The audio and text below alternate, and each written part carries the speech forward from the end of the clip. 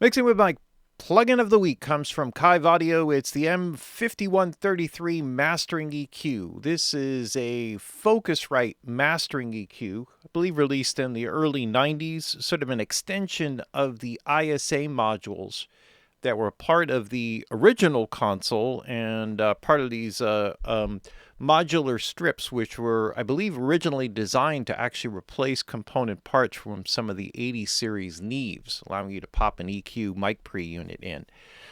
Same components, according to all the documentation.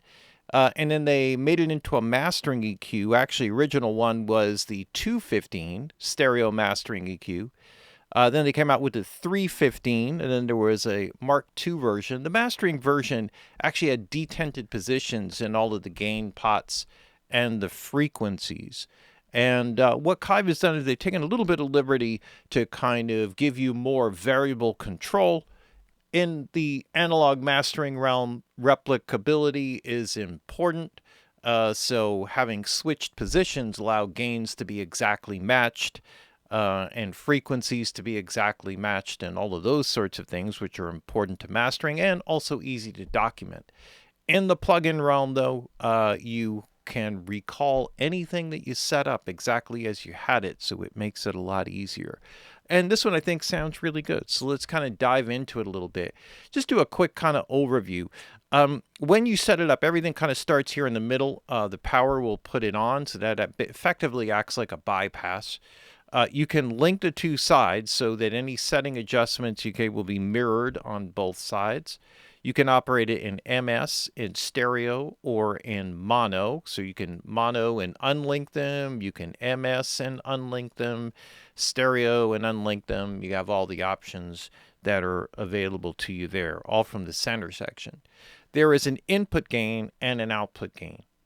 For just calibrating the IO levels. There's also one that is set up here that allows you to adjust gain as well. That's kind of built into the toolbar. High pass, low pass filter. You have the ability to make it 6 or 12 dB per octave. Pretty straightforward. As a phase inversion switch. Now, the frequencies and the way that they go from here is just have to kind of follow it. It does a little bit more of a serpentine kind of thing. So if you go from high pass, low pass, this is your low frequency shelf, which can also be a bell. The high button will extend the frequency response. So on the original unit, with each stepped frequency, you would have two numbers there, and they call it like high range would be the outer numbers or the larger numbers, higher numbers. Basically. But here it's variable, so if you set that to 94, this then becomes 454. It's not an exact multiple. It's sort of, but, kind of gets you into the basic idea. So here, if it goes to 160, that extends it up to 770. From there, and 100 goes down to 20 hertz, right? So that just gives you extended range on them. Somewhat like in the original ISA modules, they had ×3 divide by 3 on the midbands. Other than that, you have a Q, which operates when you're not in shelving mode, so the Q does not work with the shelf. You have the gain plus minus 10 dB on that end. And from there, it goes to the low mid frequency band, high mid frequency band. So these are parametrics. There's also an actual headphone thing here that you do, which would allow you to listen into that band so you could focus into the very particular frequency. But otherwise, this is a full parametric. Again, it has the same extended range on frequencies. So instead of 39 up to 270, it will extend up to 1.2K. Right. So you get the extended range on the low mid band, high mid band. Same kind of idea there. At its high, it's 3.9, and then it goes up to 18K. So that gives you a pretty broad range of frequencies that you can adjust there. Again, we got the little headphone thing to hear it. We got the Q for bandwidth adjustments, and again, plus minus 10 dB on the gain. High frequency shelf up here, which can be made parametric. Same kind of idea, same thing. It's a Baxandall style shelving EQ. So more along the lines of like what became like the bass treble controls on your home stereo systems, which actually is very musical. It's part of the reason why they went to that design. Now this is different. This is a section here. So what we have here, just quickly, is this is all mirrored, right? So and it kind of goes mirror image. So the high frequency, so the shelves are on the outside here, and the low frequency on the outside here, and it kind of goes the same basic way, towards the center. Just so you're aware of that. Then there's a saturation section. This is not part of the original unit. With the saturation section, you have 3 types: transformer, tape, and tube. And then you can go to, I'm assuming second and third is just second and third harmonic, or second and third order saturation, however you want to put it. It operates with an in switch, and this has a mix control. So this mix control is not for the EQ, it's only for the saturation. So as you kind of blend this in, it's like you can go to more extreme settings and kind of blend in as much as you want in the process. And we'll kind of dig into that a little bit just to kind of see what it's all about. Let's start with the basic EQ though. I'll just start in stereo mode here.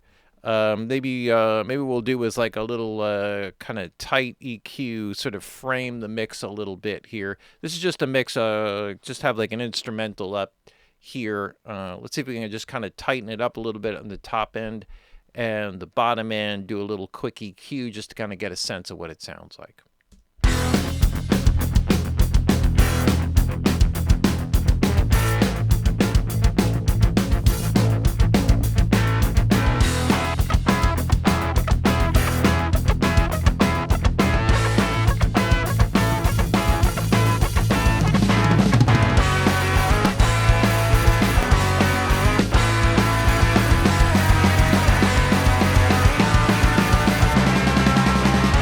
And then maybe what I'll do here is just kind of give this a little bit of a kind of thinking about this. I might, instead of going with a shelf here, just sort of give it a little bit of a bump around the kick drum frequency.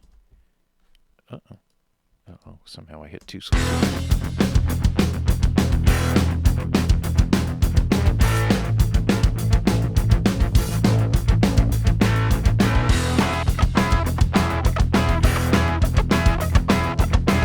And then I can take and do a little dip there in the low 200s.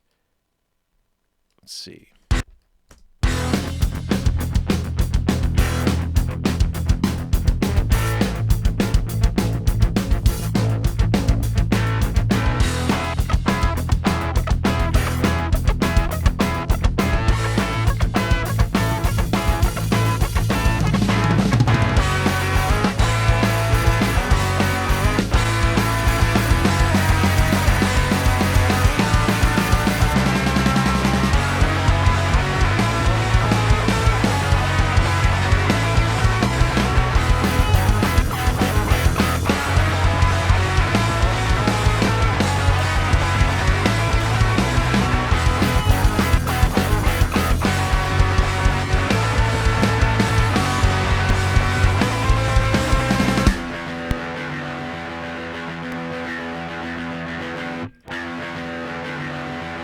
All right, just trying to open it up a little bit on the top end by throwing a little air band type of thing here.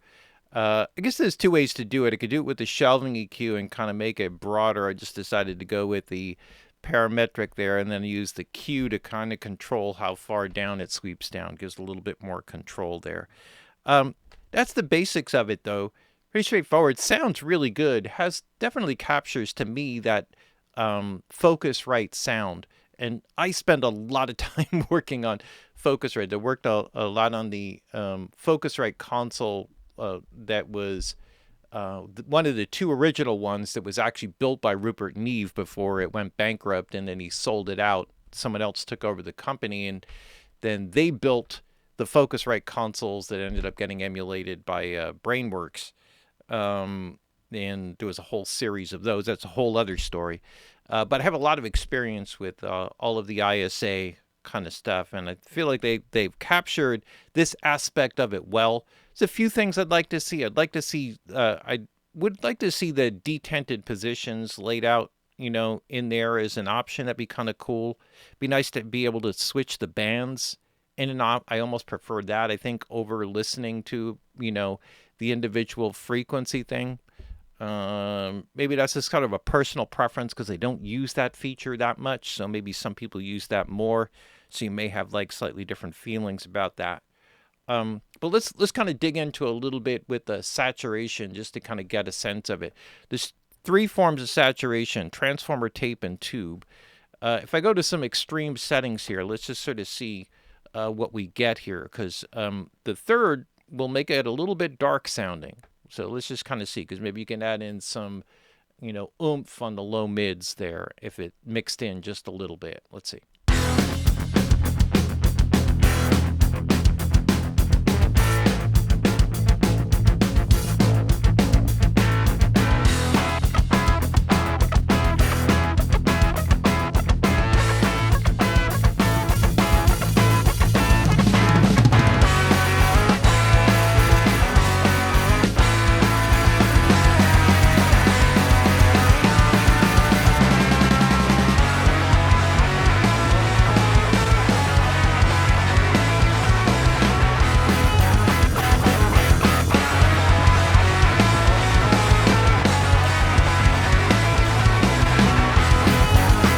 So just from a quick, even just like dialing it in from an aggressive approach, there's two ways there. I probably would go with the tube out of those. See if I can mix in a little bit of that.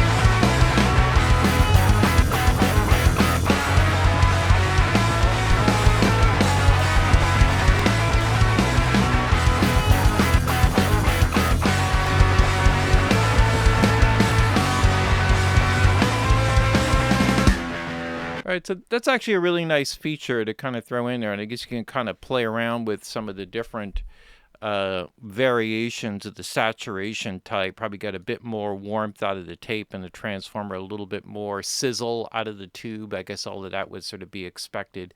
And then you can kind of, dive in a little bit more into how much, if you want to make it subtle and keep the mix control up higher, or get more aggressive and just kind of mix in a little bit of what you need. That gives you some nice flexibility. Having the separate mono options, being able to unlink the left and right. If you're into mid-side EQ, that can sometimes be really helpful, particularly for filtering low end from sides if you get too much muddiness, things like that. Pretty cool, I really like the way it sounds. Got the oversampling cranked up. That helps. They also have some other controls here with control that they have in the timeline bar, all of this stuff, the AB, and the levels for left or mid, right or side, depending upon what you have set up over here. Just some little extra helpful features for kind of dialing everything in. Nice work. Kiive has come out with some really great stuff as of late, and they're one of the few manufacturers that seems to be pumping out a lot of new product at a time when the market is really saturated. Also nice to get something that's unique. I don't know of any other emulation of this particular unit, the 315, the so-called isomorphic EQ, and Blue 315, I believe, is the official name by Focusrite.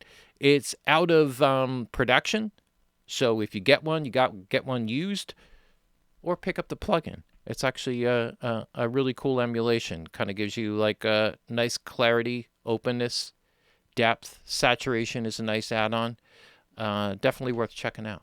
There you have it. Plugin of the week from Kiive Audio, the M5133 Mastering EQ.